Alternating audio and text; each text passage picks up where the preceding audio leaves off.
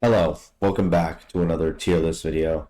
So for today we're going to be doing another Survivor tier list, but instead of like practicality, I'm going to be doing more on how like fun it is to play them.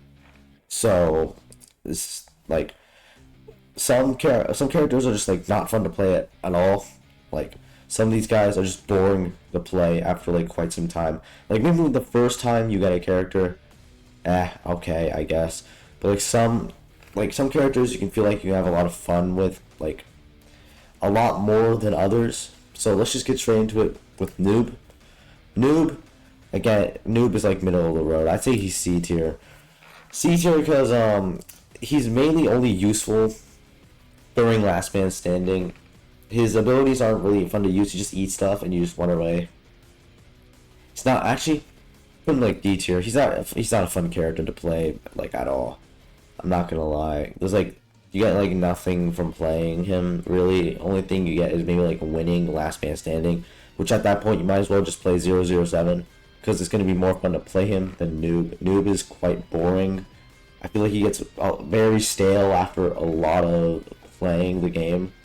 He just feels more or less just doesn't have that much compared to every other character in the game right now. So I put him D tier.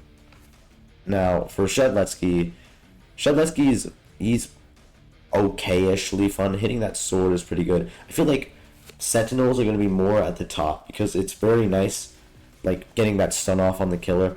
Now this is either A or B. I'm gonna say he's more B tier. I wouldn't say Shedletsky's that fun to where he's about A tier level. I mean, he's the simplest stunner in the game. There's nothing you have to really know about him to really play Shedletsky except for the fact that you gotta press the key to hit the sword, and you just gotta get close, you know? So he's not really, like, the top, but he's still pretty fun once in a while. After you get a little bit bored of the other Sentinels, just play him. It's pretty fun.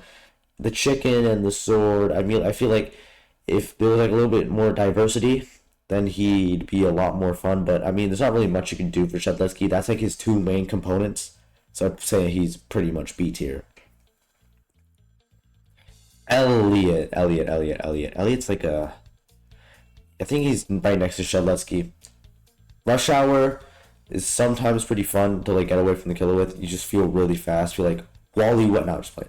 But like feel like you feel really fast and all. You feel like you're like just pretty good, and to literally help your teammates, like I feel like helping your teammates just like it's pretty fun to help your teammates because it makes you feel like you're actually doing something.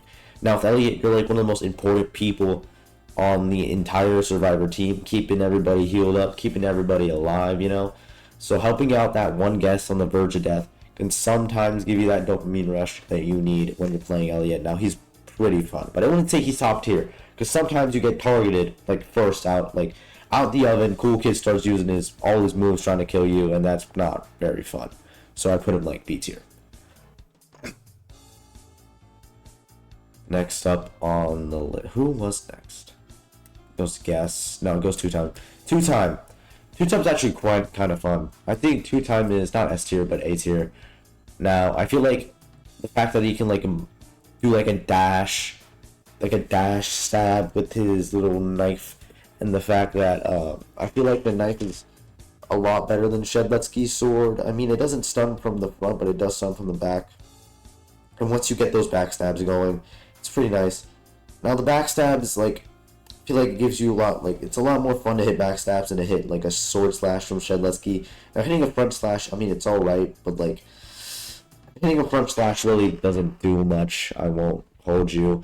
Getting, like, the fact that he has, like, 120 health, basically, having that speed, two time, just, in general, having the crouch, having the dash, I feel like it just gives a lot more character to, like, the stun.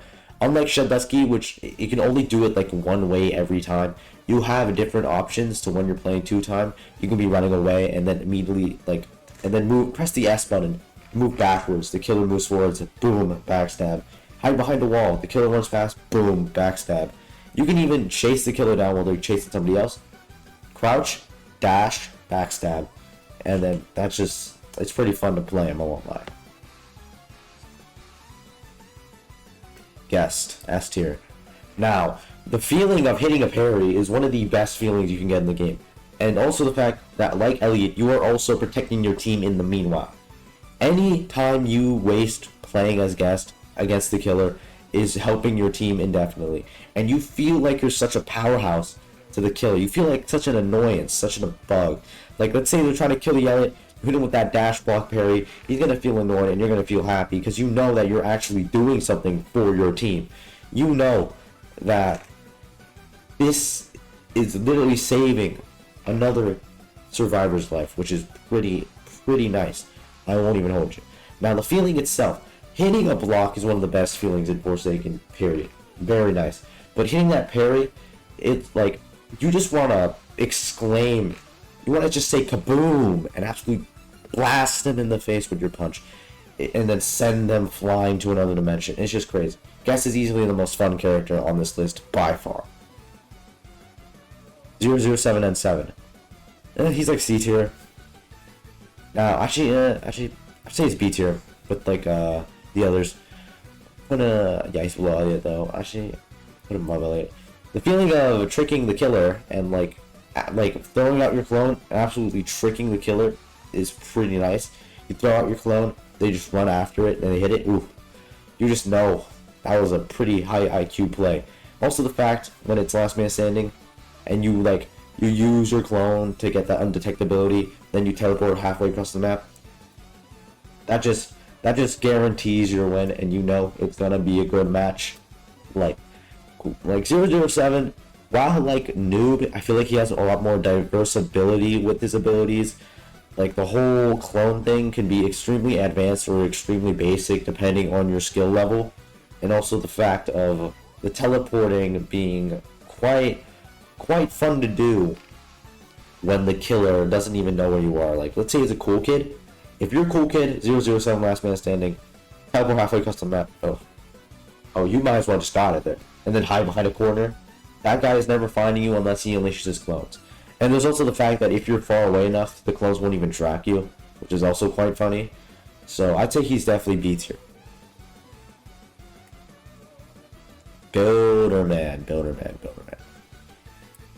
He's alright, like, he's not the best, definitely not the worst. He feels like he gives low impact on the team. Like, you feel like you're doing something, but you also feel like you're doing little to nothing. When I'm playing Builderman and I place down a sentry, sometimes my sentry placement is good, sometimes it's bad. Don't blame me here. But there's just the fact that I just feel like sometimes I'm wasting a sentry in a place where if I put it the other place, somebody could have lived. There's a whole like dispenser. I feel like dispenser takes like a long time to really heal like to full HP. Like, and also the fact that when you're building something and then you get hit by the killer, you might as well just like rage quit at that point because you know you're gonna get absolutely demolished because that's literally just most of your HP gone at that point. So I wouldn't say he's that bad, but I feel like it's not as fun to play as the rest of the characters I've listed above him. Can't remember. Does it go Chance, Taft, and Deuce? I think it does. Alright, Chance. Ooh, this is a hard decision. This is a very hard decision. Chance is really fun. He's either S or A. I can't decide here.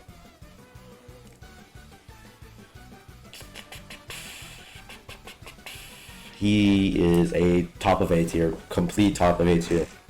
Alright, the whole gambling thing and like getting like 129 HP, that just boosts your life expectancy, which makes it a lot more fun. Because if you win, that's happiness right there. That means you just had fun.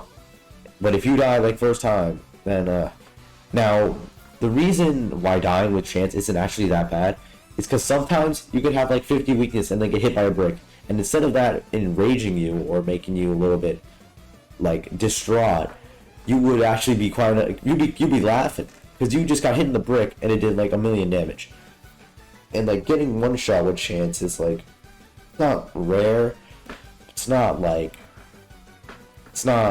uncommon per se. Now, the only thing that really sticks with me here is that unlucky 5% chance the gun explodes or you misfire. Now, when that happens, that's why Chance is an S tier, because the gambling aspect of the whole shooting the gun.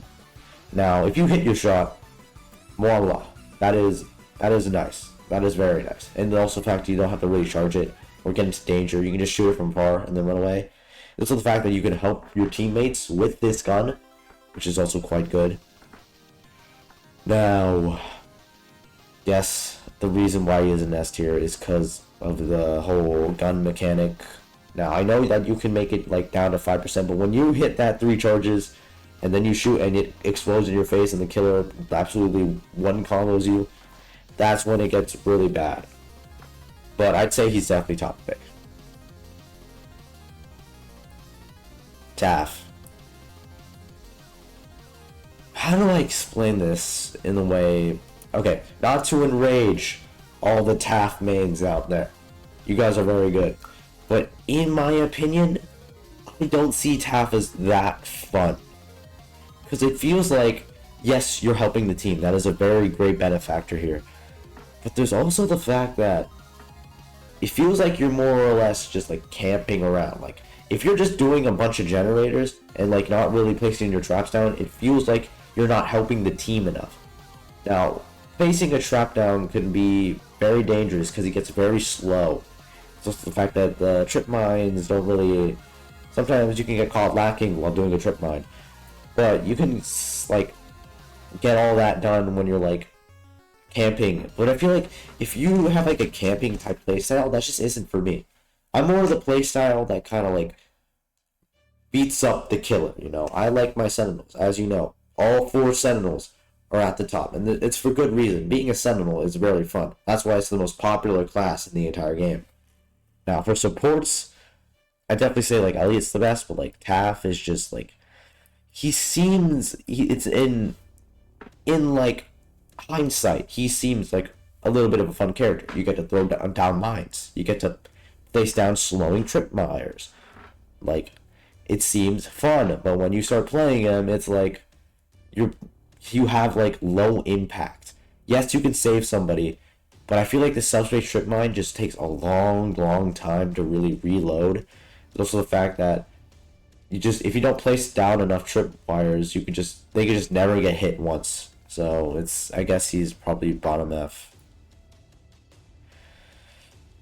Dusakar. Now, if this was taking in the fact that you are playing as Dusakar, like, I don't know. Okay, if you have teammates that literally run to you when you get shielded, or you get targeted first, like, Dusakar is easily the least fun, because you're gonna get targeted, you're gonna get found on by your dumb teammates running towards you when you're shielding them, and you'll get absolutely destroyed when you're using your beam and they're too close to you, and you get absolutely one comboed by Cool Kid. Now, if this was taken into fact like that, this would be bottom at the F tier. Dusakar wouldn't be fun at all to play. But, like, if you know how to play him correctly and you know how to really dodge block, you know, not block, but, like, dodge, juke, and whatever, and, like, get out of there as fast as you can, I'd honestly put Dusakar in A tier. Now, hitting, like, Dusakar, when you're playing him, feels like a really big impact when you're protecting your team. Dusakar really seems like the type of, like, when I'm protecting someone as Dusakar and, like, I hit the killer with my beam, I feel like I just accomplished something right there. And also, sniping from, like, afar is also pretty fun. Like, hitting the killer from afar and then protecting your teammate is just, like, you just feel like you absolutely just clutched the entire game up with your absolutely stellar saving abilities. Now, just for the fact that you're playing Dusakar, he's gonna go into F tier. I would put him in A tier, but I can't be biased at all, because this Dusakar was actually my first survivor I've ever bought. He just sounded funny to me, so I just decided to buy him. And I have milestone 3 on him, so I'd say that if you know how to play him correctly, A tier. If like you die first and you get absolutely mollywopped, F tier. And I'm gonna say that this is my list here. Guessed easily, probably for a long time, unless he gets, like, nerfed tremendously, be the most fun survivor in the game.